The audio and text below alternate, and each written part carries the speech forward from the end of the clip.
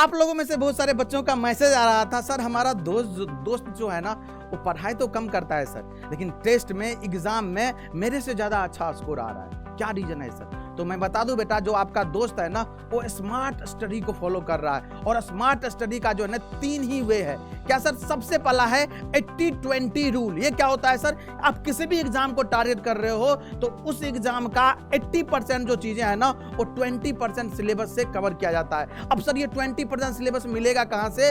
इसको अगर चेक करना है ना तो आपको उस एग्जाम के प्रीवियस ईयर पेपर को अच्छे से एनालाइज करना पड़ेगा और वहां से निकालना पड़ेगा डेटा, जो कौन सा ऐसा 20% सिलेबस है जो कि 80% उस एग्जाम को कवर करता है। ऐसा आपको एनालिसिस करने के बाद पता चलेगा। ये सबसे पहला टेक्निक है। दूसरा सबसे इंपॉर्टेंट टेक्निक ये है, सब्जेक्ट के बीच में स्पेसिंग देना पड़ेगा। चाहे आप कोई भी सब्जेक्ट पढ़ रहे हो, सुबह में पढ़ रहे हो, शाम में पढ़ रहे हो, दोपहर में पढ़ रहे हो, एक ही सब्जेक्ट मत पढ़ा करो। एक ही सब्जेक्ट जब पढ़ते हो ना तो आप सैचुरेशन मोड में चले जाते हो। आपको क्या करना है, जैसे आप इलेक्ट्रिकल इंजीनियर हो तो सुबह में जैसे बेसिक इलेक्ट्रिकल पढ़ रहे हो, आप आराम से 2 घंटा बेसिक इलेक्ट्रिकल को एंजॉय करो। इसके बाद आप सब्जेक्ट को चेंज करो, आप कोई कोर सब्जेक्ट इंगेज कर लो, जैसे मशीन हो गया, जैसे पावर सिस्टम हो गया, इस तरह का सब्जेक्ट इंगेज करोगे ना तो आपका माइंड सैचुरेशन मोड में नहीं पहुंचेगा।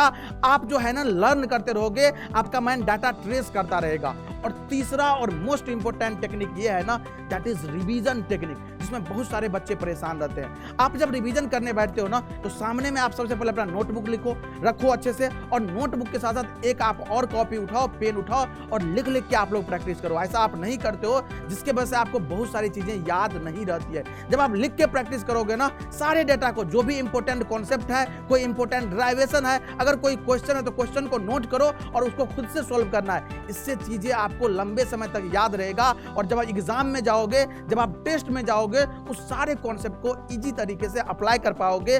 सभी बच्चे इस तीनों जो तरीका है ना, ये जो तीनों टिप्स है ना, इसको अप्लाई करके देखिए, डेफिनेटली आपका टेस्ट में भी और अपकमिंग एग्जाम में भी आप लोग बेहतर परफॉर्म करने वाले हो। Thank you so much.